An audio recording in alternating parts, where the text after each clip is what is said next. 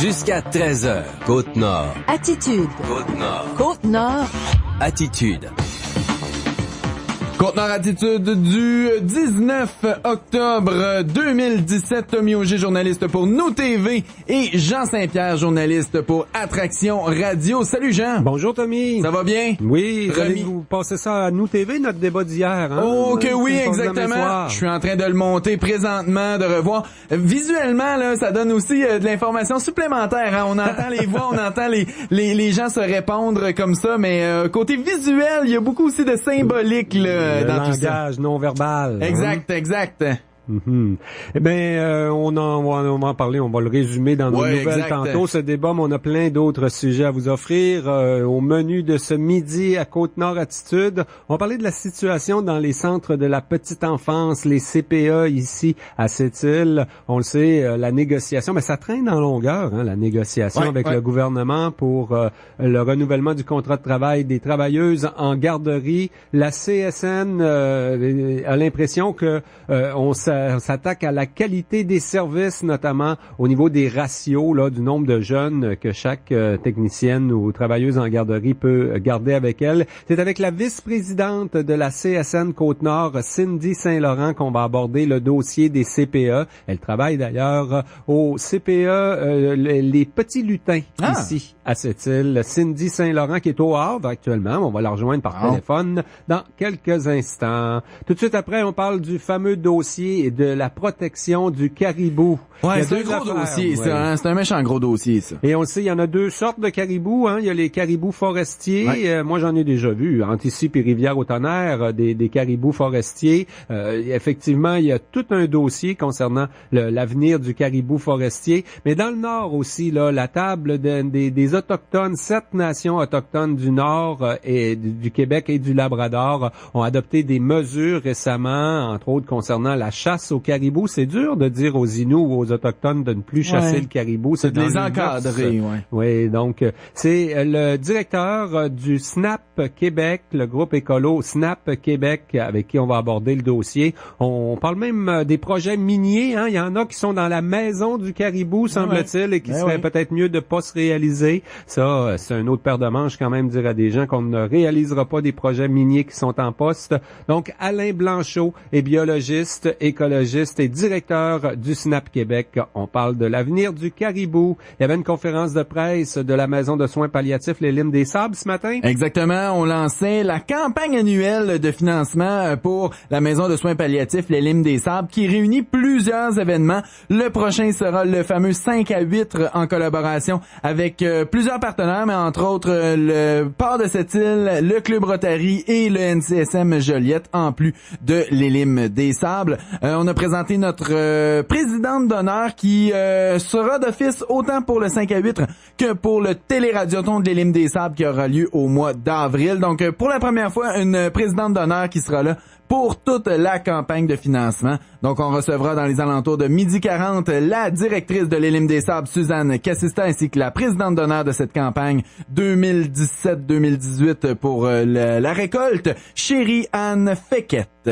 Et en fin d'émission Côte-Nord Attitude, on s'entretient avec la députée fédérale de la Côte-Nord, Marilyn Gill. Elle est à quelque part en voiture entre Ottawa et le lac Saint-Jean présentement. On va la rejoindre sur son cellulaire. On sait qu'elle a eu la visite des métallos et des retraités de Cliff cette semaine. Elle a déposé elle-même un projet de loi pour protéger les fonds de pension en cas de faillite. On va en parler. On va parler aussi avec elle des pêches. Là, elle note plusieurs injustices envers les pêcheurs de la Côte-Nord et du Québec dans la gestion par le ministère fédéral des Pêches et des Océans. Entrevue avec Marilyn Gill vers 12h50 pour conclure notre émission Côte-Nord Attitude. Mais avant tout ça, les actualités locales et régionales. Actualité Pure FM. On peut mentionner d'abord, Tommy, que le premier ministre est parmi nous aujourd'hui. Le premier ministre du Québec, Philippe Couillard, visite la Côte-Nord. Il devait débarquer à 11h15, probablement à l'aéroport de Havre-Saint-Pierre. Là, je pense qu'il allait dîner avec des travailleurs, mais c'est à 13h cet après-midi. Il inaugure officiellement la centrale hydroélectrique Romaine 3. Ouais. Donc, Philippe Couillard est attendu. Philippe Couillard sera accompagné, de son nouveau ministre responsable des ressources naturelles et du Plan Nord, Pierre Moreau, ainsi que, bien sûr, du président directeur général d'Hydro-Québec. C'est l'inauguration de Romaine 3, mais c'est pas la fin du chantier Romaine, hein. On sait qu'il y en a 4 centrales hydroélectriques de prévues. Alors, le chantier se poursuit jusqu'en 2020 pour la construction des 4 centrales. Champion Iron confirme qu'elle a complété les financements par emprunt pour environ 300 millions de dollars pour fournir sa part dans la relance de la mine de fer du lac Bloom. La compagnie a conclu une série d'arrangements, dont un prêt de 100 millions de dollars remboursable sur 7 ans avec la Caisse de dépôt et de placement du Québec. Champion a aussi des ententes pour la vente du minerai, notamment avec Glencore International. La reprise de l'exploitation de la mine acquise après la faillite de Cliff au Canada est prévue en 2018. Les groupes populaires de la Côte-Nord critiquent la stratégie de lutte contre la pauvreté du gouvernement du Québec. La conférence régionale des élus disposait de plus de 3 millions de dollars dans ce domaine. L'argent n'a pas été remplacé avec l'abolition de la CRE pour la Côte-Nord. Selon le coordonnateur de la table régionale des groupes populaires, Michel Savard, un 3e plan de lutte à la pauvreté devait être annoncé cet automne. Il versera de l'argent au MRC de la Côte-Nord pour contrer la pauvreté. Les groupes populaires de la région craignent que la gestion du fonds dédié à la pauvreté soit confiée comme ça à des gens de bonne foi, mais qui ne connaissent pas ça. Le groupe écolo Snap Québec salue le leadership de 7 nations autochtones du nord du Québec et du Labrador pour la protection du caribou. Les Inuits de la Côte-Nord font partie de la table ronde autochtone du caribou. La stratégie reconnaît l'urgence d'agir pour protéger la maison du caribou. Le plan de gestion de l'habitat pourrait limiter les projets miniers, le développement hydroélectrique et les vols à basse altitude. On en parlera plus en détail en deuxième bloc de l'émission. Les candidats à la mairie, Régent Porlier et Russell Tremblay ont débattu avec conviction leur plateforme électorale hier sur nos ondes lors du premier débat de la campagne à Sept-Îles. Ils ont présenté une vision différente de la gestion de la ville et de son développement économique. Le débat s'est particulièrement animé lorsqu'il a été question du projet Mine-Arnaud. Le maire sortant, Régent Porlier, a rappelé qu'il avait des inquiétudes concernant ce projet, mais qu'il était prêt à accompagner un promoteur sérieux. Russell Tremblay lui reproche de ne pas aller au-devant en appuyant les projets économiques comme Mine-Arnaud. Les deux candidats souhaitent une diversification de l'économie de cette île, mais avec des visions différentes. Régent Porlier reproche à son adversaire d'entretenir la morosité. Une des choses qu'il nous a dit le premier ministre à son dernier passage, laissez votre discours de morosité de côté. Et ça, M. Tremblay l'entretient depuis 4 ans, le discours de la morosité. C'est néfaste pour la confiance et ça prend de la confiance pour qu'il y ait des investissements. Russell Tremblay répond que ce n'est pas le temps de mettre des lunettes roses en période de ralentissement économique. Quand on a un problème, à quelque part, il faut quand même le dire pour trouver des solutions. C'est dire que c'est pas morose, puis que ça va bien, puis qu'on continue comme faire le statu quo. C'est pas nécessairement porteur dans une situation comme on est là. C'est pas comme ça que moi je vois le rôle d'un maire. Les adversaires politiques se sont permis quelques insultes, polies quand même. Régent Porlier a l'impression d'avoir affaire à un jeune adversaire qui défend de vieilles idées. C'est le temps qu'on commence à éviter les erreurs du passé. Moi, j'ai un jeune candidat devant moi qui a un vieux discours. Qui a un discours toujours de grossir la machine.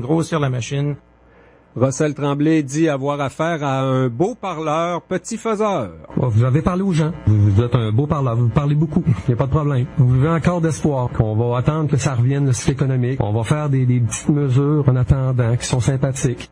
Voilà pour ce petit résumé. Le débat a duré une 40aine de minutes hier au FM 94. Il est disponible d'ailleurs sur le site Facebook de la station. Les relations demeurent tendues entre les Inuits de Natashquan et la Sûreté du Québec. Des Autochtones ont manifesté lundi et mardi sur la route 138 à la suite d'interventions réalisées dimanche par des policiers de cette île. Selon le porte-parole de la SQ, Jean Tremblay, il s'agit d'un malentendu. Les Inuits ont été surpris de ne pas voir débarquer les mêmes policiers qu'à l'habitude. Normalement, ce sont les agents de Havre-Saint-Pierre qui desservent Natashquan et ces derniers sont connus des Autochtones. Des Inuits de cette communauté ont cru que les policiers de cette île venaient saisir des armes à feu tolérées à Natashquan par les agents qui s'y rendent régulièrement. Les policiers de cette île allaient plutôt faire de la patrouille pour compenser le changement de garde au poste de la SQ de Havre-Saint-Pierre. La SQ maintient 4 policiers sur place à Natashquan aujourd'hui, mais la tension semble se résorber avec le dialogue, selon le porte-parole de la Sûreté. Et ça complète ce bulletin d'information régionale. On parle de la qualité des services en CPE dans quelques instants avec la vice-présidente de la CSN Côte-Nord. Attitude. Vous écoutez Côte-Nord Attitude, en direct du studio par le Marchal. Ah, il m'a pas parlé de la douleur? Qu'est-ce qu'ils vont dire au bureau? Non, je vais rien dire au bureau. Seulement à Marie et aux enfants. Mais pas maintenant, je leur dirai plus tard. Apprendre qu'on a un cancer, c'est un coup dur. Pour nous, comme pour nos proches. La Société canadienne du cancer s'engage à répondre à vos questions sur le cancer, à vous offrir un soutien affectif, matériel et financier. Communiquez avec un de nos spécialistes. 1-888-939-3333 ou cancer.ca. Société canadienne du cancer. Salut, Mélanie. Salut. On se connaît? Super bien. Je suis Steve, ton voisin de palier. Steve, le gars de party, comme toi. Hier, t'étais vraiment hot au bar, là. T'as même gagné le concours de shooter. Je te parle pas du reste. On recommence ça à soir? Pardon? Si vous ne vous souvenez plus de ce que vous avez fait la veille, Éducalcool vous rappelle que la modération a bien meilleur goût. Jusqu'à 13h. Côte-Nord. Côte-Nord. Attitude. Tommy, on s'entretient avec la vice-présidente de la CSN Côte-Nord, Cindy Saint-Laurent, dans le dossier des CPE. Elle connaît ça, c'est son milieu de travail. Elle est à l'emploi du Centre de la petite enfance Les Petits Lutins à Sept-Îles. Cindy Saint-Laurent, bonjour. Bonjour, Madame Saint-Laurent. Bon, elle n'est pas... Attendez un petit peu. Pourtant, la ligne semble être là. Madame Saint-Laurent, bonjour. Je l'entends pourtant. Madame Saint-Laurent, est-ce que vous nous entendez?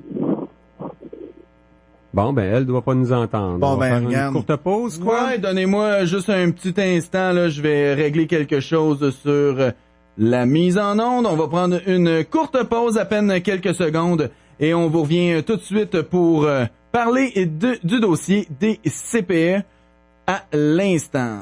Hé, es-tu prête à casser le party? Oh oui!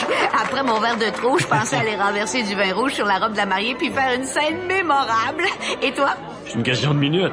Encore une coupe de verre à caler puis je vais être prête. Je pensais m'engueuler avec le père du marié puis m'écraser sa piste de danse. Excellent! Une petite bagarre avec ça? Oh, si tu me prends par les sentiments. Si vous voulez vous faire remarquer pour les bonnes raisons, Éducalcool vous rappelle que la modération a bien meilleur goût. Salut, Christian de Joliette. Comme pas mal d'amateurs de Tim Hortons, j'ai un rêve de hockey.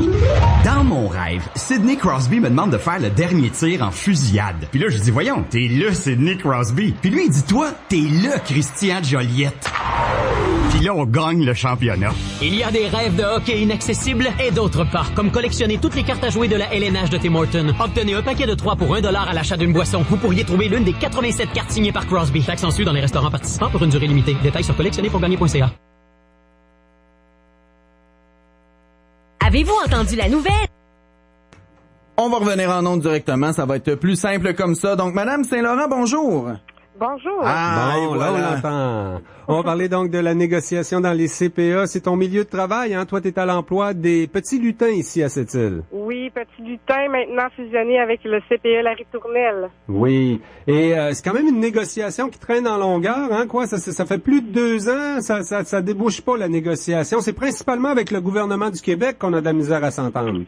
C'est avec le gouvernement, c'est au niveau des négociations plutôt nationales, parce que dans certaines régions, les négociations régionales ont certaines, dans des endroits, ils ont réussi à avoir des ententes de principe, mais tant que la négociation nationale avance pas, arrive pas à une entente, les CPE ne peuvent pas signer aucune convention. Bon, ici, il y a une mobilisation aujourd'hui. La CSN représente les 5 CPE de Sept-Îles et Fermont. On porte entre autres des T-shirts aujourd'hui, mais on va aller rencontrer les directions locales aussi.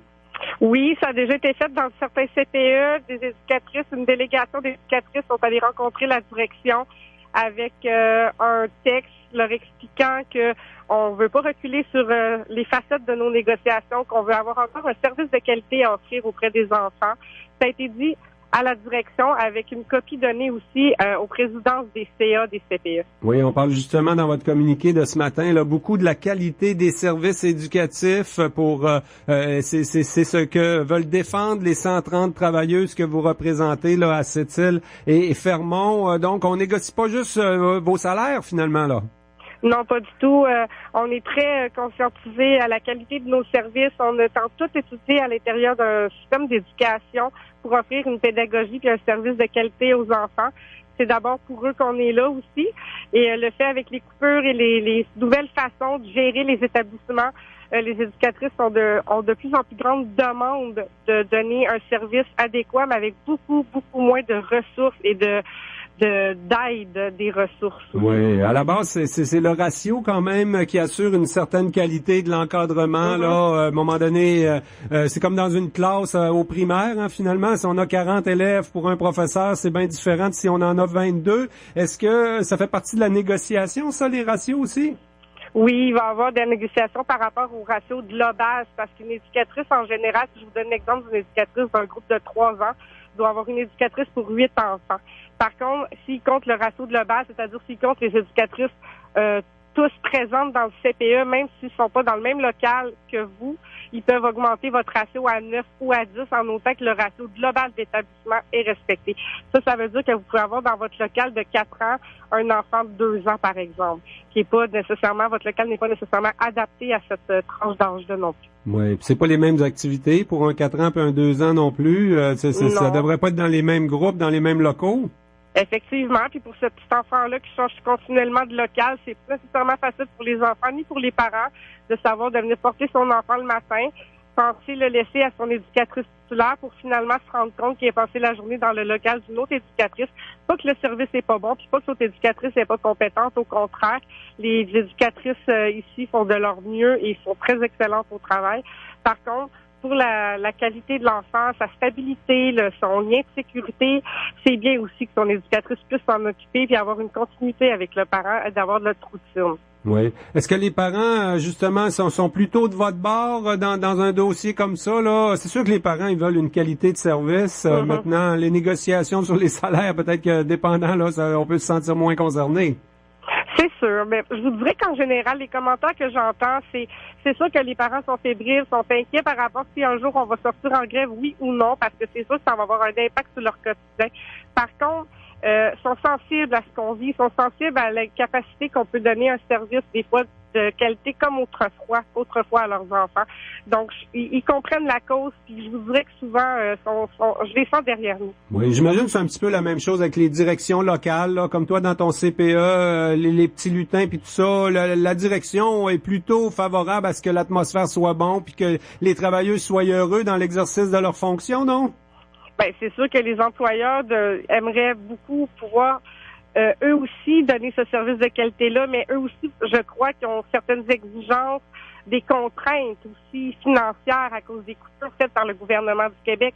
Donc, des fois, ils sont dans l'obligation de faire ces coupures-là ou ce remaniement de ratio global à l'intérieur des CPE, quand ils peuvent se retrouver aussi avec des milliers de dollars en moins le prochain mois, par exemple. Oui, c'est assez politique quand même comme dossier, là. Je pense que vous n'avez pas changé de ministre. Au niveau du ministre de la Famille, c'est Luc Fortin qui est là. Peut-être que, d'avoir la même personne dans le dossier, ça peut permettre de sauver du temps, mais là, c'est très long, là. Est-ce qu'on sent de l'écoute au niveau des politiciens, là? Le premier ministre est pas loin d'où tu te trouves présentement. T'as pas pu y en parler en passant, là? Je l'ai pas vu. Je suis présentement à Mingani. Lui, supposément qu'il est à la Romaine, mais non, j'ai pas eu la chance de le rencontrer.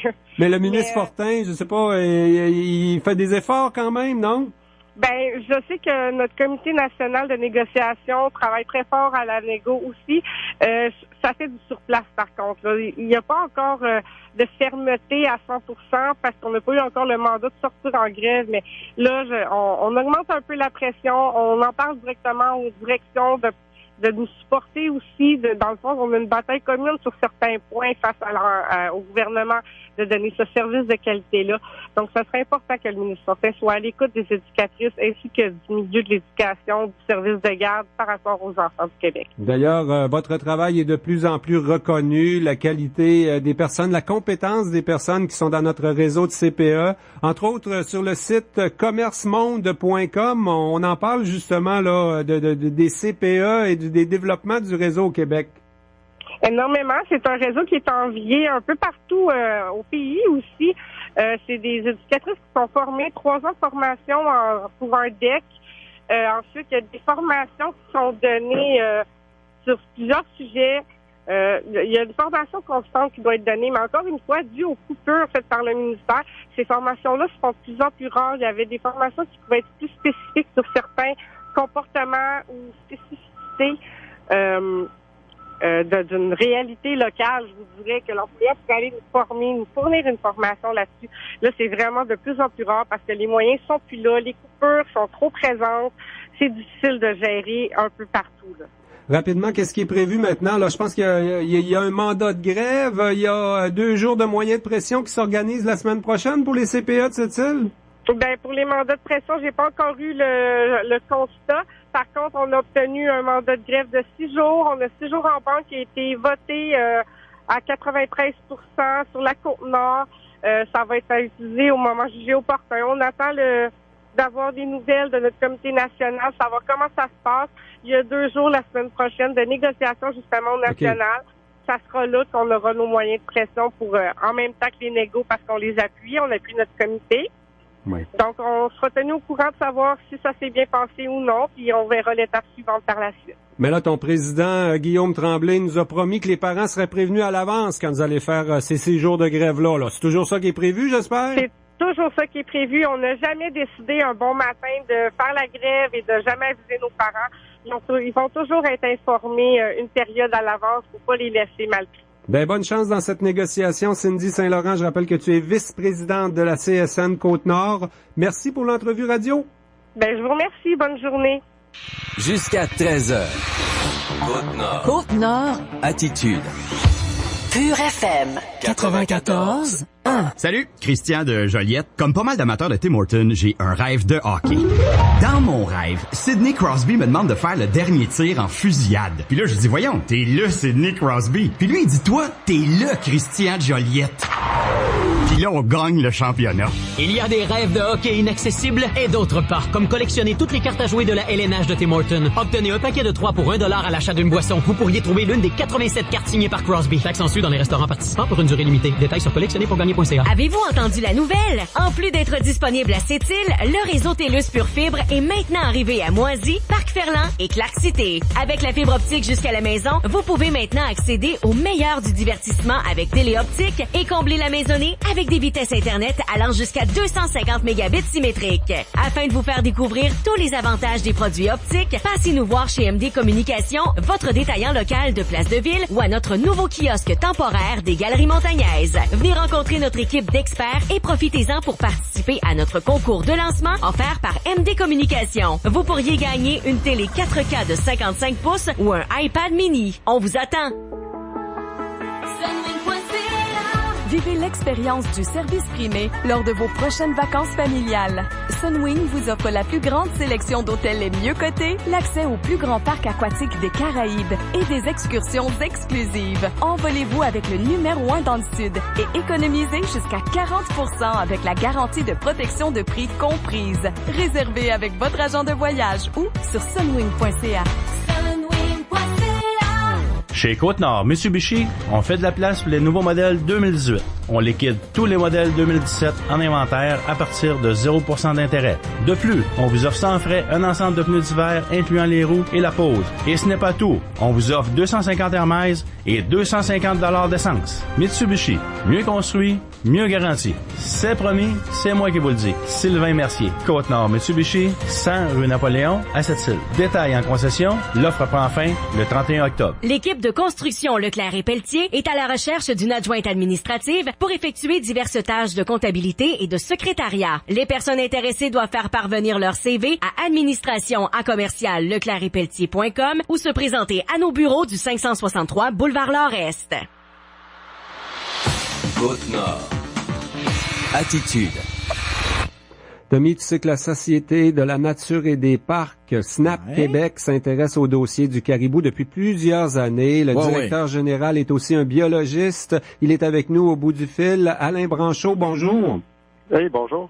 Monsieur Branchot, effectivement, ça fait des années que vous êtes dans le dossier. Là, il y a un petit peu du développement avec la table des Autochtones sur le caribou. 9 nations autochtones du nord du Québec et du Labrador qui prennent des mesures, finalement. Vous en êtes satisfait de cette démarche-là au niveau des Autochtones? Oui, en fait, il y a 7 nations qui se sont réunies là, derrière cette initiative-là pour mettre en place un plan d'action, une entente sur la gestion du caribou. Et c'est vraiment historique parce que on a beau mettre plusieurs lois, plusieurs règlements, plusieurs ententes au niveau des gouvernements, mais si les gens qui occupent le territoire, les gens qui vivent une relation différente là, avec le caribou ne sont pas partie prenante de ça, ben on n'arrivera pas à des résultats. Puis là, vraiment, eux, ils ont mis leurs efforts ensemble puis ils ont réussi à développer une approche vraiment originale. Et c'est vraiment, il y a beaucoup d'espoir là donc pour la protection du caribou. Oui, quand même, on le sait, hein, l'important. Nous autres à cette île, on le sait comment c'est important pour la nation. Innu, entre autres, nos amis de Ouachat, Maliotenam, il y en a beaucoup à l'écoute de nos radios actuellement. Bon, le caribou, c'est important. Leur dire d'arrêter la chasse, c'est pas évident non plus. Là, c'est quelque chose qui est dans les mœurs des familles depuis de nombreuses années. Est-ce que on est conscient du problème, puis on est prêt quand même à s'impliquer, à arrêter la chasse, notamment? Ben, en fait, c'est ça. Dans le plan d'action, ce qui est proposé, c'est vraiment une approche où, avec des connaissances traditionnelles, avec aussi des informations sur le suivi des populations, il y a différents mécanismes qui sont mis en place pour gérer la ressource en fonction donc de différents critères. Par exemple, si la population est en déclin ou si elle est en croissance, l'approche va être différente.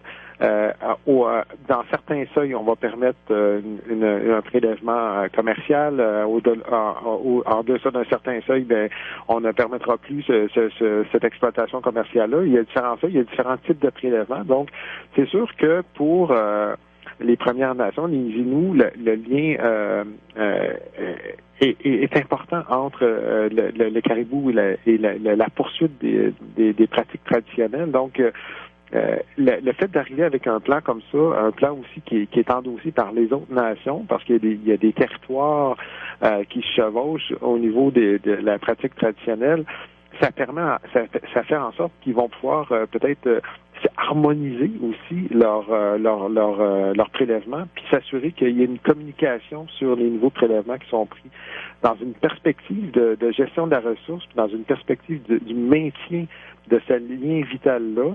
Je pense que c'est vraiment une bonne nouvelle, puis c'est une bonne nouvelle pour le rétablissement de l'espèce dans son ensemble. Donc, il faut vraiment, comme on a dit dans notre communiqué de presse, il faut vraiment saluer cette initiative-là. C'est vraiment ce sont les Premières Nations, c'est la protection de cette espèce-là aussi qui en sort gagnant. Monsieur Branchot, je me posais la question, est-ce que c'est la totalité des communautés autochtones sur le territoire que vous regardez, là, qui, dans le fond, c'est 7 communautés qui ont répondu à l'appel? Et deuxième volet de ma question, est-ce qu'il y aurait une différence si ça avait été seulement que 2-3 communautés qui auraient répondu positivement à votre demande comparativement à 7? En fait, moi, je suis un observateur là-dedans, c'est-à-dire que je suis pas une partie prenante là, dans ce dossier-là. Donc, l'initiative, c'est vraiment une initiative, c'est du leadership autochtone pur. Ce sont vraiment eux qui ont mis en place cette initiative-là pour convenir ensemble d'une façon de gérer les ressources. Les gens qui sont derrière cette initiative-là sont conscients qu'il y a encore beaucoup de défis, puis il va y avoir beaucoup d'efforts de communication. Mais le fait de s'entendre sur une façon commune de gérer la ressource, ça va être beaucoup plus facile ensuite pour aller mettre en force cette intendance-là du territoire, puis faire participer les gens à une façon commune de gérer la ressource. Mais aussi, ça va être plus facile aussi d'aller voir les gens et leur expliquer, le caribou, il est dans cette situation-là en ce moment. Voici ce qu'on peut faire pour l'aider. Voici ce qu'on peut faire pour s'assurer que la ressource soit disponible pour les générations futures. Puis si, effectivement, tout le monde endosse une même approche, une même façon de gérer la ressource, là, si les gens se retrouvent devant une proposition qui est beaucoup plus acceptable. C'est sûr que si certaines communautés ou certaines nations avaient dit non, nous on va continuer à faire comme on faisait, puis on n'adhère pas à cette proposition-là, là ça devient difficile parce que les gens vont dire telle personne fait ça comme ça, pourquoi nous on n'aurait pas le droit de faire ça comme ça? Bon, c'est ça le caractère vraiment extraordinaire de cette initiative-là, c'est que les gens se sont unis, puis quand on est unis, on est plus fort, puis clairement c'est vraiment une bonne nouvelle pour le rétablissement du caribou. Oui, là, on parle surtout du caribou dans le nord. Là, c'est le caribou migrateur. On sait qu'il y a deux grands troupeaux, le troupeau de la Rivière-Georges, le troupeau plus à l'ouest également. Ils sont en mauvais état, les deux, officiellement en péril, finalement. Le comité sur la situation des espèces en péril au Canada a statué ce printemps que le caribou migrateur de l'Est, donc qui inclut certains troupeaux de l'Ontario, mais aussi donc les deux troupeaux au Québec, les deux grands troupeaux de la Rivière-Georges et de la Rivière-aux-Feuilles, était une espèce en voie de disparition. Donc là, le gouvernement canadien va éventuellement statuer s'il ajoute ou non cette espèce-là à la liste des espèces en péril. À l'automne 2016, le comité avait également statué que le caribou montagnard des monts Tongaat était aussi une espèce en voie de disparition. Et cette approche-là qui a été mise de l'avant, donc, va également cibler cet écotype-là, mais aussi, je pense que c'est le souhait de certaines personnes dans le comité de faire en sorte qu'on applique aussi une certaine approche, une approche similaire pour le caribou forestier aussi. Fait que, quand on regarde ça là, de façon objective, pour les gens qui veulent vraiment mettre en place des mesures de protection, puis de maintenir cette ressource-là pour les générations futures, c'est vraiment une très, très bonne nouvelle. En même temps, est-ce qu'on se dirige avec une guerre là, avec les chambres de commerce, le milieu économique? Parce que c'est dans la fosse du Labrador quand même, là, dans votre communiqué, on parle du concept de la maison du caribou. Moi, il y a des gens qui m'ont déjà parlé un petit peu de la pouponnière, là, l'endroit dans le nord où la plupart des jeunes caribous viennent au monde. C'est peut-être là qu'on voudrait avoir des aires protégées. Mais le plan Nord, il est plus là pour développer des projets miniers, finalement. Est-ce qu'il y a des contradictions? C'est conflictuel, tout ça? Ouais, en fait, c'est sûr qu'il y a des intérêts qui sont divergents dans certains dossiers, puis je pense qu'il faut prendre exemple sur la communication puis l'entente qui a été signée, puis d'élargir cette discussion-là à l'ensemble des parties intéressées, à ceux qui veulent faire du développement économique, à ceux qui veulent peut-être faire un développement économique différent au niveau touristique, un potentiel énorme de ce côté-là, donc puis de mettre sur la carte les différents enjeux. Donc un des enjeux, c'est effectivement de s'assurer que les endroits de mise bas, les endroits qui sont stratégiquement importants pour le rétablissement de ces populations-là, soient protégés. Éventuellement, le gouvernement canadien pourrait décider de les désigner comme des habitats essentiels au sens de la loi sur les espèces en péril. Puis il pourrait y avoir des mesures de prise là, pour s'assurer que les sites soient protégés. Mais quand on arrive avec une approche comme celle-là, qui est une approche d'intendance, une approche de collaboration, une approche qui fait en sorte que les gens adhèrent à des mesures de protection, ça facilite énormément les choses.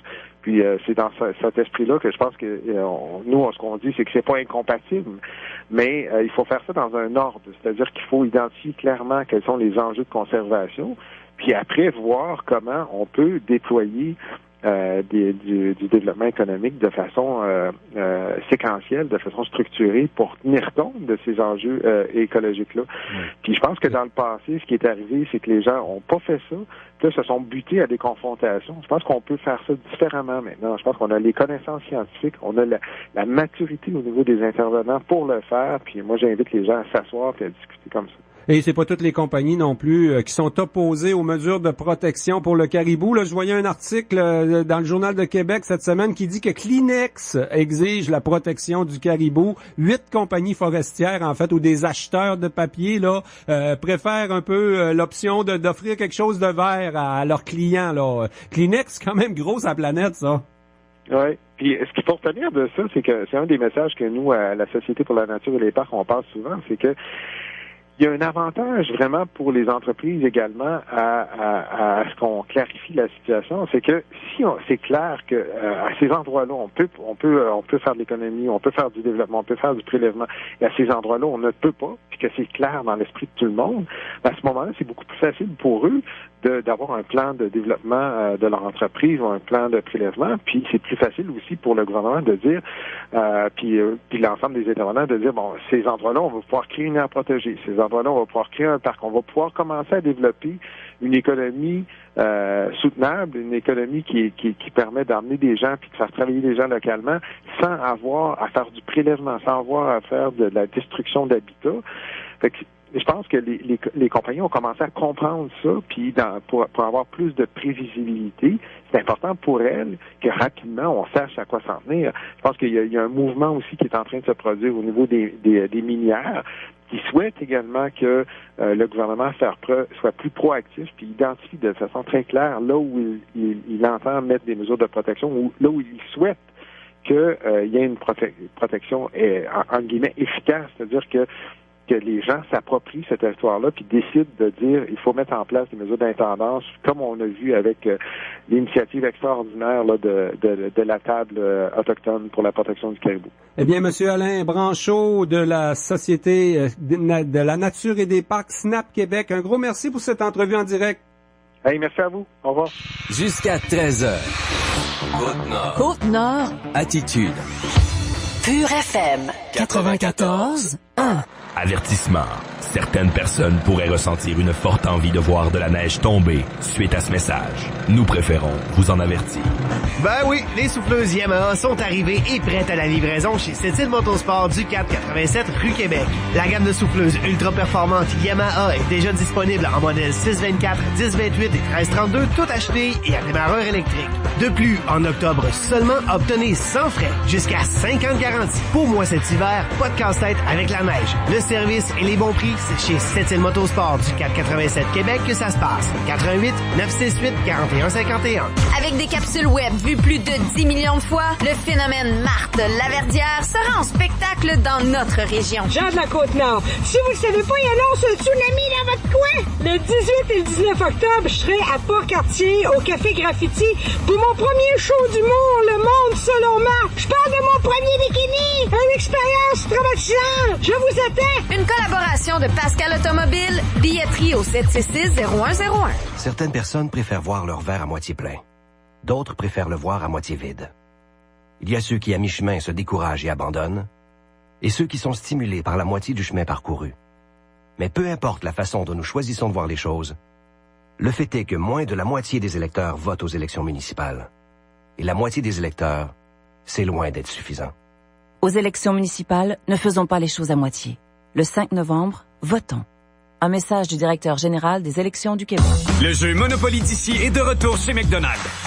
Il y a des millions de prix à gagner, dont 150 000 $. Et il y a déjà des gagnants partout. Hugo de Saint-Jérôme a réclamé 10 000 $ et Michael de Jonquière a réclamé 3 000 $ WestJet. Avec une chance sur 5 de gagner des prix, que gagnerez-vous? Les réclamations sont sujettes à une vérification. Le nombre de prix offerts diminuera et les chances de gagner pourront varier lorsque les prix seront réclamés. Voir les détails complets des prix et du jeu dans le règlement officiel dans les restaurants McDonald's du Canada participants ou à mcdpromotion.ca/FR-CA. Attitude. Alors Jean, après avoir parlé de CPE, après avoir parlé de caribou, on va parler d'une cause très importante ici à cette île. On en entend parler un peu partout durant l'année, mais là, les gens du comité de financement, les gens du comité organisateur, les gens qui s'occupent de la direction de l'Élim des Sables ont décidé de peut-être extensionner un petit peu leurs moyens de financement, et on va en parler plus en détail avec la directrice de l'Élim des Sables, Madame Suzanne Cassista. Bonjour. Oh, attends un petit peu, ça va toujours mieux quand le micro est ouvert. Bonjour. Bonjour. Et avec la présidente d'honneur de cette campagne de financement, la récolte, on va dire pour l'année 2017-2018, Madame Chériane Fekete. Bonjour.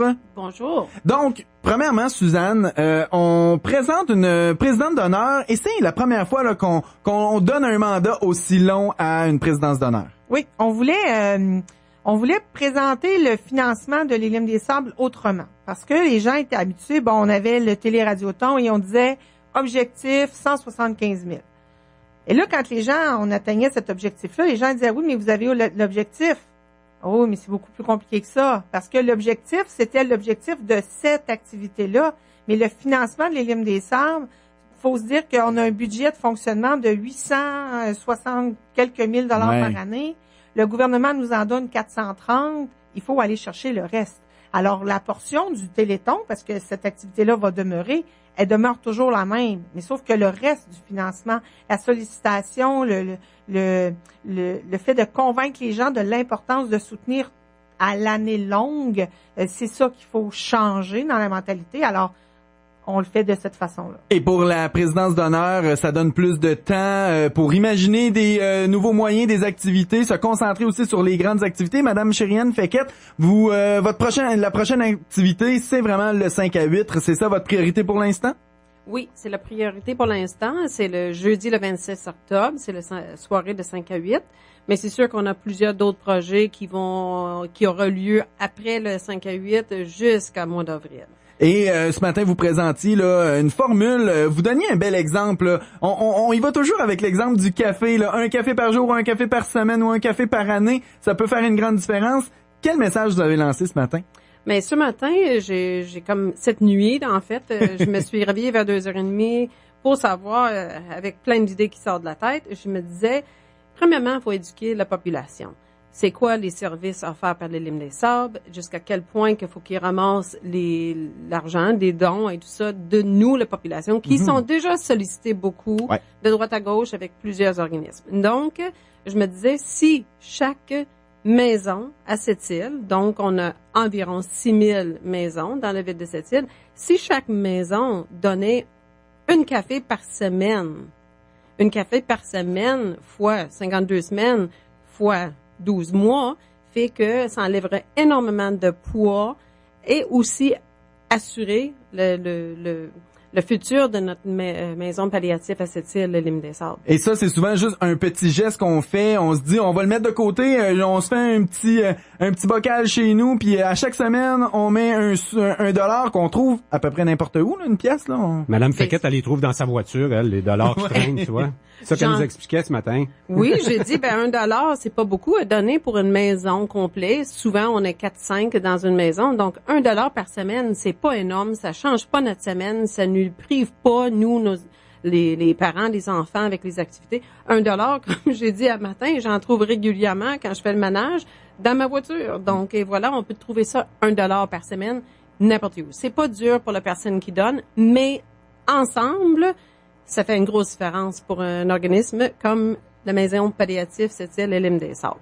Elle est chanceuse, hein. C'est vrai qu'après un gros mandat qui est long, mais je trouve qu'elle est bien entourée. On est allé au point de presse ce matin chez Toi, Moi Café, là, puis il y a une belle équipe de bénévoles, plusieurs anciens présidents d'honneur aussi qui vont s'impliquer, l'ancien maire Serge Lévesque, le président du conseil d'administration Denis Blouin, Martineau Bouchard, Huguette Jourdain, Suzanne Lévesque, des gens qui sont là depuis longtemps. Il y a une belle grosse équipe de bénévoles pour la soutenir quand même. Oui, c'est ça, elle travaillera pas tout seul. Nous, tout ce qu'on voulait, c'est avoir quelqu'un qui avait des idées, parce que nous, on patauge là-dedans, puis on dirait que des fois, les idées ne nous viennent pas, mais elle arrive avec un cerveau frais, elle connaît même pas l'Élim, Chériane, elle est comme étrangère à la situation, elle l'a pas vécu de l'intérieur, mais elle se pose des questions, comme tout le monde peut le faire, puis dire, qu'est-ce que je pourrais faire, moi? C'est d'ailleurs ce qu'elle s'est posé comme question quand on l'a approché, elle dit, pourquoi moi je pourrais vous aider? Ben, pourquoi pas? Hein? Pourquoi pas? Le temps file très rapidement. J'aimerais vraiment peut-être qu'on rappelle, là, qu'on se concentre sur le fameux 5 à 8. Les détails, où on peut se procurer les billets, c'est quand exactement, c'est où exactement, qu'est-ce qu'on peut avoir durant cette soirée-là? Donc, c'est un 5 à 8. C'est une activité qui est là pour la 8e édition. Il y a deux formules. La formule Rockefeller, où on a une soirée vraiment 7 services. C'est un repas assis. C'est concocté par la chef Lise Lemieux et par Régine Morancy de Bigarade. Ce sont des plats cuisinés d'huîtres chaudes, mais aussi les huîtres crues. C'est une formule à 500 $ du billet, donc des entreprises. Mais des gens, monsieur, madame, tout le monde, il y a un reçu aux fins d'impôt qui est remis pour cette... Des fois, les gens disent, bon, ben je vais le donner, mais tant qu'à donner, je vais aller participer au souper. Ça, c'est une chose. Du côté Malpec, c'est 100 $ par billet. C'est des huîtres crues. Il y a un buffet pour ceux qui aiment pas les huîtres. Tirage, animation, tout ça dans le courant de la soirée. Et c'est avec les clubs Richelieu, avec le NCSM Joliette, avec le port de Sept-Îles et nous à l'Élim des Sables. Donc, c'est une belle activité. C'est jeudi prochain. Les gens peuvent appeler à l'Élim ou encore envoyer un courriel à maison@commercial-elimdessables.com. Pour ce qui est du Télé-Radio-Ton, on aura l'occasion d'en reparler. Oui, ton employeur et le mien, Attraction Radio et Nous TV sont très impliqués quand même. Oui, exactement. On va vous en parler, mais on va aussi parler de plusieurs activités ponctuelles jusqu'au mois d'avril et on va être un petit peu moins pressé de le faire, mais on va le faire de façon efficace. Et ne soyez pas gênés si vous voyez Madame Sherry-Anne Fequette cogner à votre porte, vous solliciter dans des endroits publics, vous parler de la mission de l'Élim des Sables, ben, faites-lui un beau sourire et fouillez dans vos poches. Des fois, vous avez peut-être $1 qui traîne, ça vous donnera de l'avance sur votre semaine, sur votre café de la semaine. Suzanne Cassista, directrice de l'Élim des Sables, et Sherry-Anne Fequette, présidente d'honneur de cette campagne La Récolte 2017-2018 pour ramasser des fonds pour la maison de soins palliatifs l'Élim des Sables. Merci beaucoup à vous deux. Merci. Merci. Côte-Nord. Attitude. Pure FM 94.1. Ouais, Vanessa, bonjour. Est-ce que c'est vrai que si je suis locataire ou propriétaire d'un condo puis que j'appelle au 1-888-933-WAWA, j'ai le droit à un rabais additionnel de 10% sur mon assurance habitation? C'est exactement ça, madame. Wow! Parfait, merci. Oui, Vanessa, bonjour. Est-ce que c'est vraiment vrai que si je suis locataire ou propriétaire d'un condo puis que j'appelle au 1-888-933-WAWA, j'ai droit à un rabais additionnel de 10% sur mon assurance habitation? C'est exactement ça, madame. Wow! Parfait, merci. Wawanessa, la grande assurance à petit prix. Parfait, merci. Bon, ben, ma voiture est prête pour l'hiver. Bonne chose de faite. Je suis allée au Paradis de l'Auto. J'ai fait faire un traitement anti-rouille complet puis par des professionnels à part de ça. En plus, j'ai eu un rabais de 30 $, puis un autre 30 $ de rabais sur le cirage de mon véhicule. Le service était parfait. Ouais, je suis vraiment contente d'avoir choisi le Paradis de l'Auto. Franchement, là, je vous le recommande. Cette année, en plus, ils fêtent leur 30e année de service. Et ça, ben, c'est beaucoup grâce à vous. Le Paradis de l'Auto, 490 Avenue Otis, 88-968-1940. En passant, l'offre se termine le 31 octobre. Spa Renaissance du 451 Arnaud, c'est plus de 12 spécialistes qui peuvent prendre soin de vous de la tête aux pieds. Vous avez besoin d'un bon massage sous la pluie des tropiques ou encore vous êtes vraiment fatigué? Venez découvrir le NeuroSpa. Faire peau neuve à Sept-Îles est maintenant possible. Une équipe formée par l'Académie de Madame Danielle Henkel vous offre tous les soins avec les technologies d'esthétique d'aujourd'hui. Offrez-vous une petite douceur dans une ambiance de zénitude avec Spa Renaissance. Situé au 451 Arnaud, suite 101, 968-0606 ou 961-9444.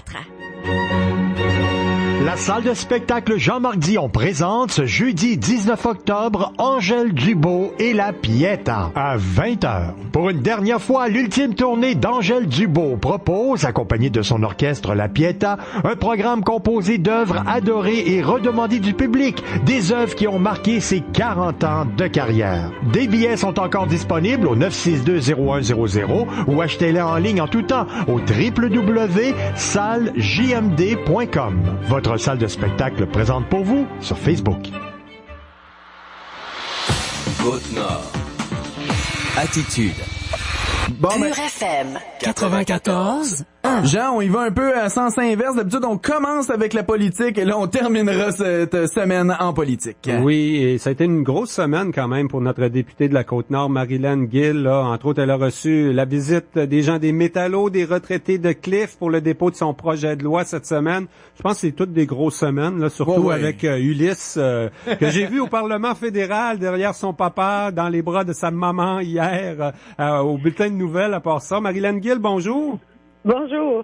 Alors, oui, la conciliation travail-famille, ça se passe toujours bien. Il est quand même encore très jeune, Ulysse, là.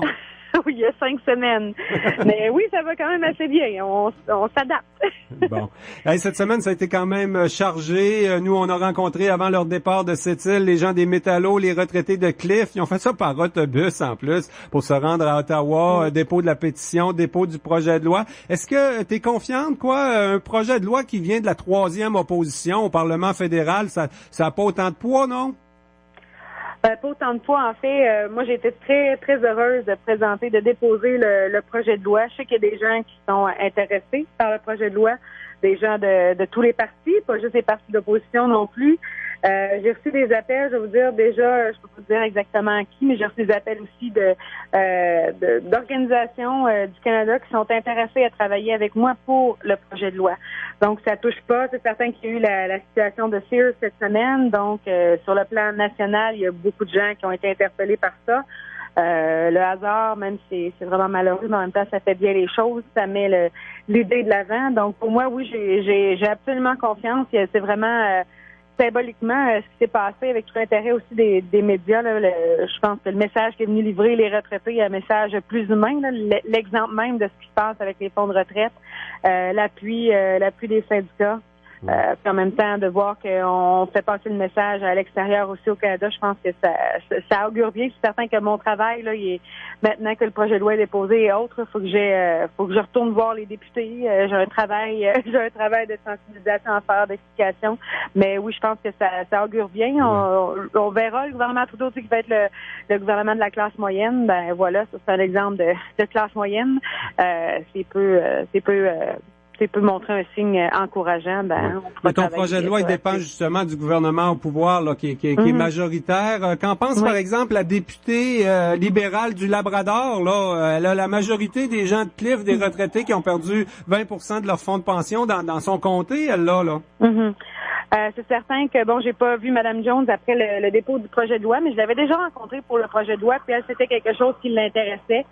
Justement, j'espère qu'elle va pouvoir faire je vais pas dire des pressions, là, mais faire des actions auprès de son gouvernement pour les interpeller par rapport à ça. C'est son travail à elle aussi. Moi, ça vient de la base, ça vient de la population, c'est eux qui le veulent. Nous, comme élus, on est une courroie de transmission. Faut qu'on rende le message. Donc, moi, j'espère que Mme Jones va le faire. Comme M. Duval, Scott Duval à Hamilton, en Ontario, qui est aux prises avec la même situation. Bon, lui, il est pas au gouvernement, il est au NPD, mais même chose. On a ensemble, puis le NPT devrait voter bien sûr en faveur du projet de loi. Pour moi, ma crainte, c'est plutôt du côté des conservateurs, mais en même temps, j'espère qu'on va donner la chance au projet de loi parce que ça reste un départ, puis ensuite en comité, on peut le transformer, mais on met personne en péril en mettant les travailleurs créanciers prioritaires.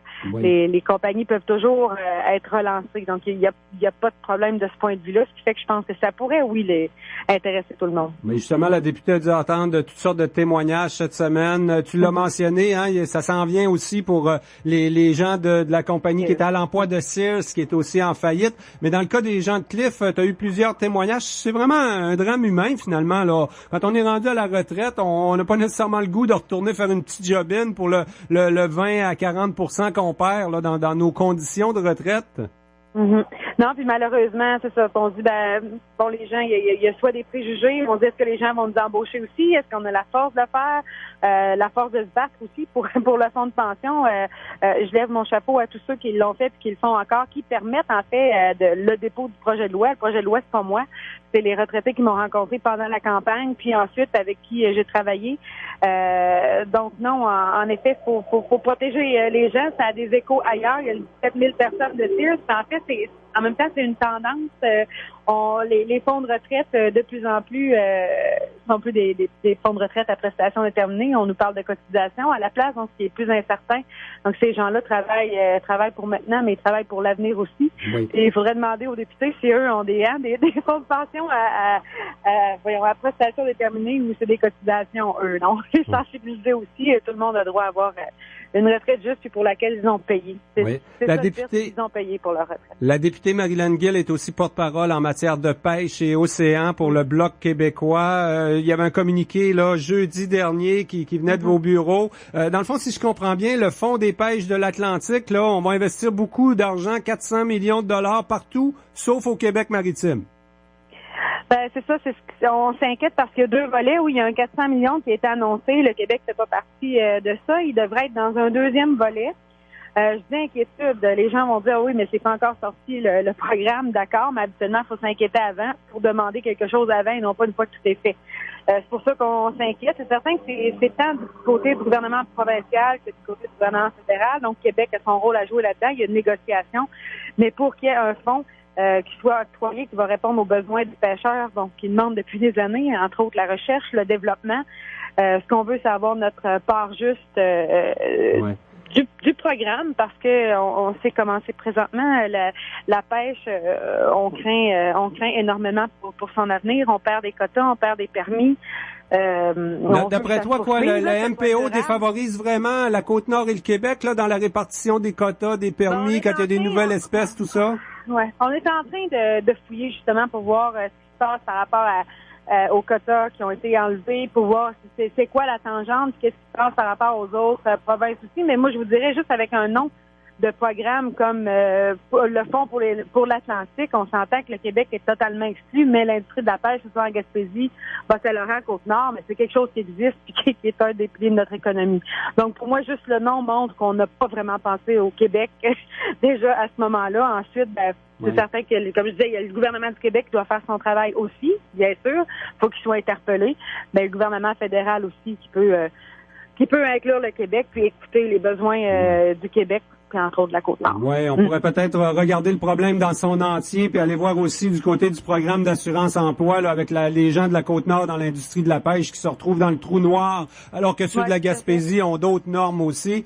Ben, c'est quand même tout le temps qu'on avait. On pourra s'en reparler des pêches. Là, je vous laisse continuer la route. Vous êtes à quelque part entre Ottawa et le Lac-Saint-Jean, là. Non, je suis rendue à Sacré-Cœur maintenant. Ah, ben c'est bon. Donc, vous entendez les camions de bois. Madame Marilyn Gill, députée fédérale pour ce qui est de Manicouagan. Merci beaucoup, on aura l'occasion de se reparler. Oui, merci beaucoup. Alors Jean, c'est ce qui conclut déjà notre semaine. On le rappelle, le débat d'hier entre Régent Porlier et Russell Tremblay est déjà sur notre site web, mais tout le reste de la semaine ainsi que ce débat sera également remis sur notre page Facebook dès demain. Pour ce qui est du débat en visuel, Nous TV, on le diffuse à partir de demain soir, vendredi, 19h30. Et à partir de la semaine prochaine, on va faire des débats dans les districts électoraux également pour Sept-Îles. Donc, on devrait avoir 8 débats au cours des prochaines semaines à notre émission Côte-Nord Attitude. Au revoir tout le monde.